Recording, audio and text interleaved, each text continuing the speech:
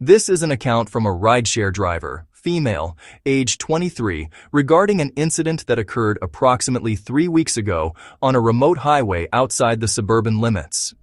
The incident involves a couple who provided false information about a collapsed bridge in what appears to have been an attempt to divert the witness down an isolated dirt road, and the witness later discovered evidence suggesting the setup may still be active, with the case remaining unreported to authorities. The witness graduated from college approximately 8 months prior to this incident with a degree in communications, and she'd been unable to secure employment in her field while living with her parents and driving for Uber and Uber Eats to generate income. Her typical work pattern involved weekend nights, Friday and Saturday, usually from around 9 in the evening until 2 or 3 in the morning, when surge pricing was highest and intoxicated college students needed transportation from downtown bars. The incident occurred on a Saturday night. The witness had been considering ending her shift around 1:30 in the morning when one final ride request came through her app, and the pickup location was downtown, which was normal. But the drop-off location was far past the suburbs in a remote area she didn't typically service. She almost declined the request for that reason, but the fare amount was substantial enough that she accepted it. The passenger she picked up appeared completely normal, and the witness noted nothing unusual about the woman or the ride itself. The drive took approximately 40 minutes, and by the time the witness dropped the passenger off at her destination, it was past 2 in the morning, with the witness alone in an extremely remote location facing a 40-minute drive back to civilization. She turned her vehicle around and began the return trip. The road was empty, with no other traffic visible in either direction. And not quite 10 minutes into her drive back, she observed a vehicle stopped in the middle of the road ahead of her with its hazard lights flashing. As the witness approached, she could see 2 people standing in front of the stopped vehicle, waving their arms in a manner designed to flag down passing cars, and the witness's first instinct was not to stop. She describes a moment of hesitation where she considered driving around them and continuing on her way. But the witness describes herself as someone who cannot ignore people who appear to be in need of help, so against what she now recognizes as her better judgment, she decided to stop her vehicle. She stopped approximately 20 feet away from the couple and rolled her window down only a few inches, just enough to hear them speak, but not enough for someone to reach inside her vehicle, and the couple appeared to be middle-aged, which the witness states put her somewhat at ease initially. The woman did most of the talking. The witness describes her as having a frantic energy about her, but also notes that something about the woman's speech felt slightly rehearsed, like she had delivered these same words before to other people. The woman told the witness they were warning drivers about a collapsed bridge ahead, stating that the bridge had collapsed earlier that day and that she and her husband had almost driven off the edge themselves. She pointed down the road into the darkness and told the witness that if she continued in that direction, she would end up in the river. The witness asked them what she should do instead.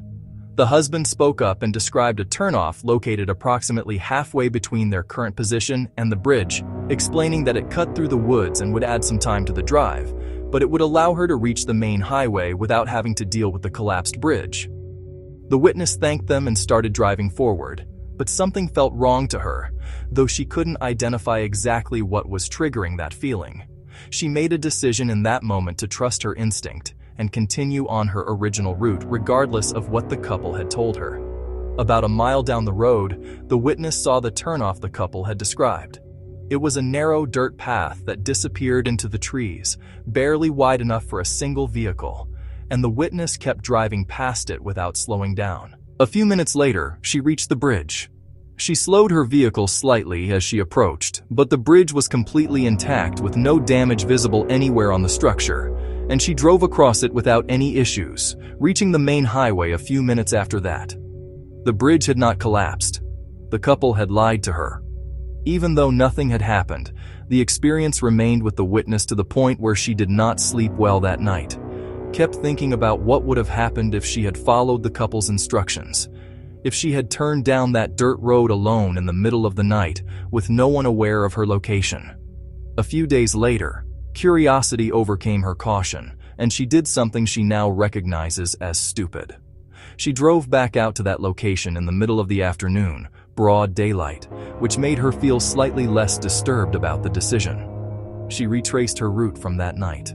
The couple was not there, which she expected, and when she reached the turnoff, that narrow dirt path leading into the woods, she slowed down and pulled her vehicle over to the side of the road.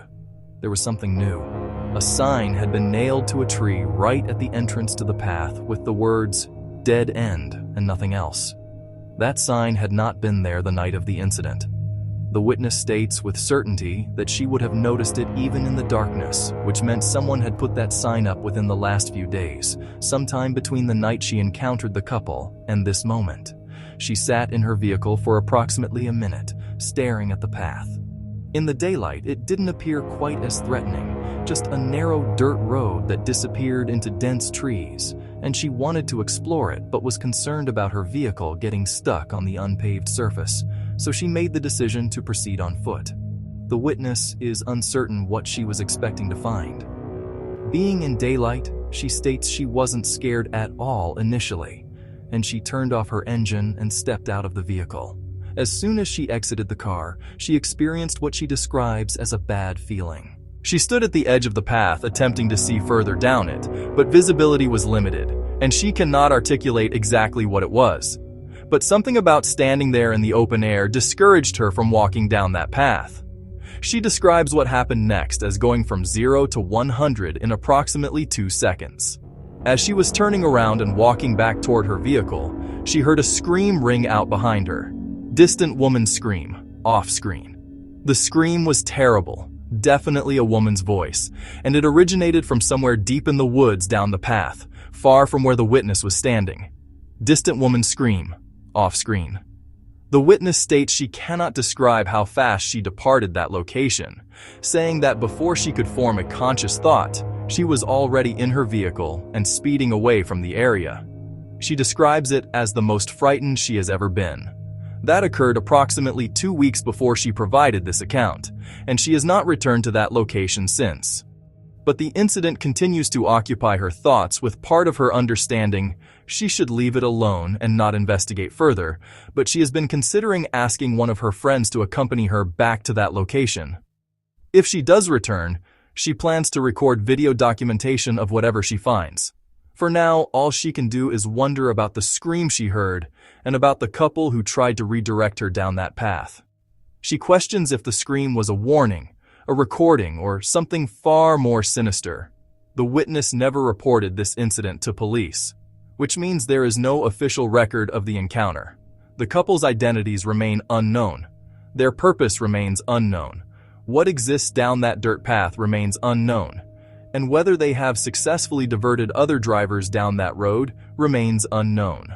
This lack of official reporting is not uncommon in cases where the victim escapes unharmed, often due to fear or a belief that law enforcement cannot act without a completed crime. The case is unresolved.